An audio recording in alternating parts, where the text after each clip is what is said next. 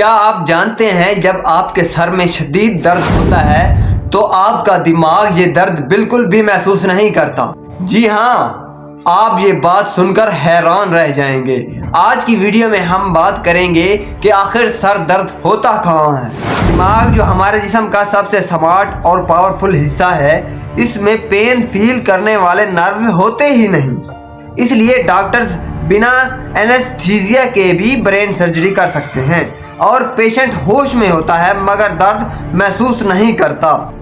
اب سوال یہ ہے کہ جب دماغ سر درد محسوس نہیں کرتا تو درد ہوتا کہاں ہے؟ اصل میں سر درد ہوتا ہے سر کی بلڈ ویسلز میں، نروز، مسلز، آنکھوں اور گردن کے پریشر کی وجہ سے۔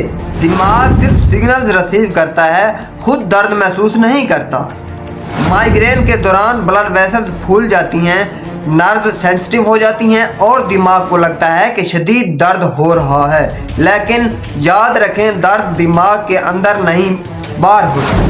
سب سے زیادہ حیران کن بات یہ ہے کہ دماغ خود کو سرجری کے دوران محسوس نہیں کرتا، لیکن وہی دماغ پورے جسم کے درد کو محسوس کر سکتا ہے۔